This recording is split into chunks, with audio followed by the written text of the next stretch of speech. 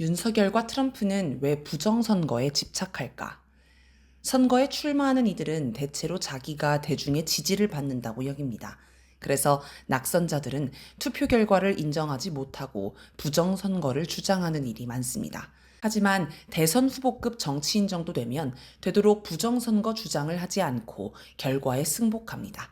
그게 장기적으로 민심을 얻는 데 더 유리하다고 판단했기 때문일 것입니다.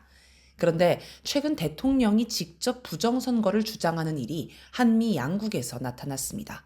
윤석열과 트럼프가 주인공입니다. 이들은 부정선거를 강력히 주장하다 못해 아예 부정선거를 이유로 내란과 폭동을 일으켰습니다. 그것도 현직 대통령이 말입니다. 한미 양국에서 거의 비슷한 일이 일어난 건 단순한 우연이 아닐 것입니다. 어떤 배경이 있을까요? 윤석열. 윤석열은 망상 속에 사는 사람 같습니다. 민심을 전혀 읽지 못하고 자기가 엄청난 지지를 받고 있다고 착각합니다. 2023년 10월 11일 서울 강서구청장 보궐선거를 앞두고 윤석열은 선거 승리를 확신하고 있었습니다. 그런데 민주당 후보가 17% 차이로 압승하자 격노했다고 합니다. 모든 여론조사가 민주당 후보의 승리를 예측했지만 혼자 망상 속에 빠져 있었던 것입니다. 윤석열만 그런 게 아니라 김건희도 마찬가지입니다. 이번에 명태균이 폭로한 녹취록을 보면 아주 가관입니다. 지난해 총선을 앞두고 명태균이 이 추세로 가면 110석을 넘지 못합니다. 라고 하자 김건희가 아니에요 선생님. 보수정권 역사 이래 최다석을 얻을 거라 했어요. 라고 반박합니다. 이철규, 윤한홍 의원이 그렇게 말했다라는 겁니다. 그러니 윤건희와 그 측근들은 역대 최악의 참패를 두고 역대 최대 승리를 할 거라는 망상을 한 셈입니다. 이들은 민심을 파악도 못하고 이해도 못합니다. 자기 마음에 드는 언론만 보고 조작된 여론조사 결과만 받아보니 생긴 현상입니다. 편파, 왜곡 보도와 가짜뉴스 범벅인 언론은 말할 것도 없고 요즘은 주류 업체가 진행하는 여론조사도 그다지 믿을 만한 게 못 됩니다.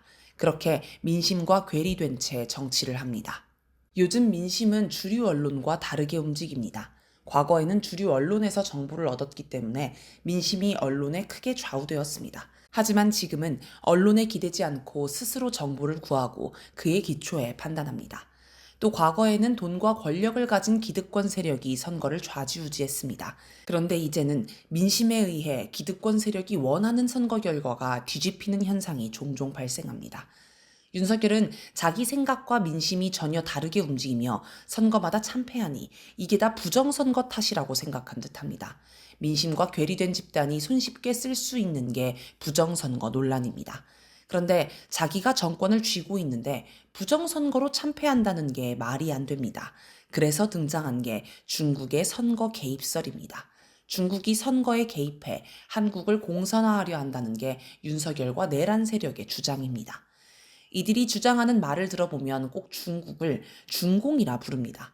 과거 중국과 수교하기 전 중국을 국가로 인정하지 않고 중국 공산당이라는 뜻으로 부르던 그 중공입니다. 요즘은 쓰지 않는 죽은 말을 다시 들고 나온 걸 보면 부정선거 주장을 색깔론과 연결하려는 시도로 보입니다. 그런데 이 현상이 미국에서 먼저 있었습니다.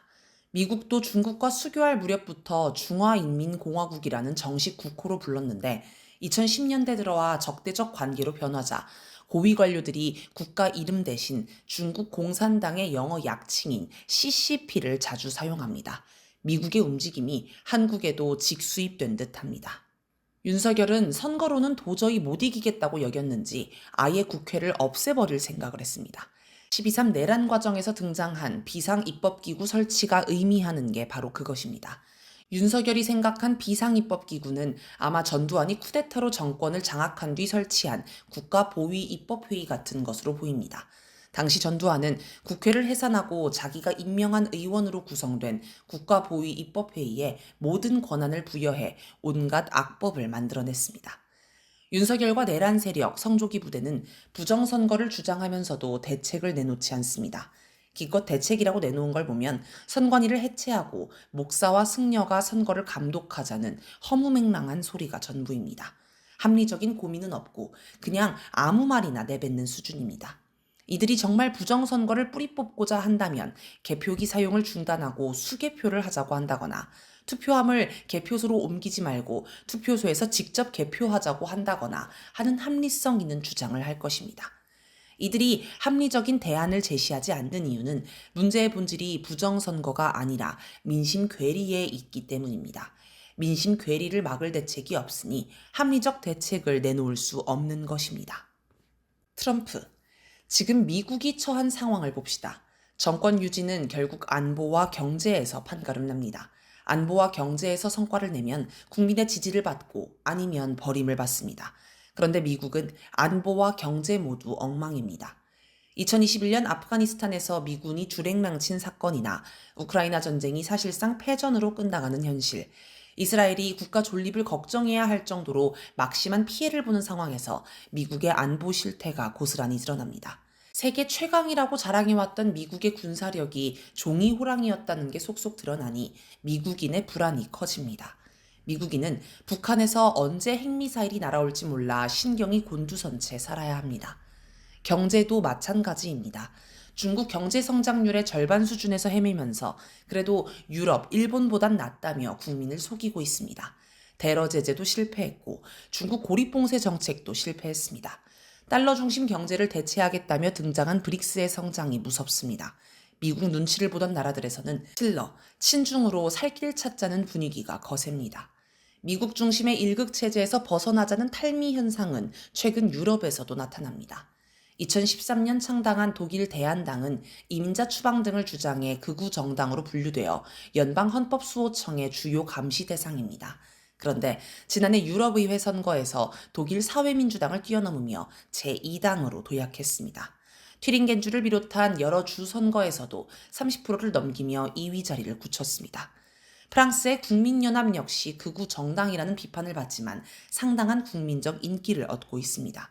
2022년 대선에서 2위를 차지하고 2024년 총선 1차 투표에서 28%를 득표해 순식간에 제1야당이 되는 일도 있었습니다. 다만 1차 투표 결과에 놀란 다른 당들이 연합해 2차 투표에서는 3위로 밀려났습니다. 국민연합은 2024년 유럽의회 선거에서도 30% 넘는 득표로 1위를 했습니다. 루마니아에서는 지난해 11월 24일 치른 대선에서 이변이 발생해 눈길을 끌었습니다. 인지도가 낮았던 무소속 컬린 제오르제스크 후보가 1위를 차지한 것입니다. 그는 극우 성향이자 친러시아 성향으로 분류된 인물입니다. 선거 결과를 받아들이지 못한 다른 후보들의 항의로 헌법재판소는 선거를 무효로 결정하고 오는 3월 23일 재선거를 하기로 했습니다. 이처럼 유럽 곳곳에서 극우 성향으로 분류되는 정당, 인물이 국민의 지지를 받아 약진하는 모습이 나타납니다. 그런데 이들은 대체로 칠러 성향을 띱니다. 이들은 대러 제재로 유럽의 경제 손실이 크다고 여기며 러시아와 관계를 개선하자고 주장합니다. 실제 유럽은 대러 제재 이후 심각한 경제난을 겪고 있습니다. 그래서 유럽 국민들이 친미 일변도에서 벗어나 국익을 따지는 칠러 성향의 정당, 정치인을 지지합니다. 과거에는 미국 일극 체제에 편승한 세력이 우세했다면 지금은 이를 거부하고 공존, 공리, 공영을 지향하는 세력이 우세합니다. 미국은 중국도 고립 봉쇄하고 싶지만 대부분의 나라는 중국과 계속 교류를 하려고 합니다.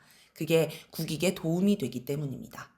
미국은 이런 탈미 현상에 매우 수세적으로 대처합니다. 대표적인 게 중국의 최신 인공지능 딥시크를 대하는 미국의 태도입니다. 미국이 여유가 있으면 기술 개발을 해서 딥시크를 능가하는 가성비의 인공지능을 개발하면 됩니다. 그런데 미국은 보안을 이유로 딥시크를 차단해버렸습니다. 아예 하원이 딥시크를 차단하는 법을 제정하겠다고 나서기도 했습니다. 뭔가 불안하고 자신감이 없는 모습입니다. 미국은 자신이 처한 이런 현실을 인정하고 받아들여야 하는데 이걸 거부하고 일극체제를 유지하려 합니다. 미국은 소련 해체를 두고 자신들이 최후의 승리를 했다며 역사는 끝났다라고 선언했지만 역전이 됐습니다. 체제 경쟁이 다시 시작됐습니다.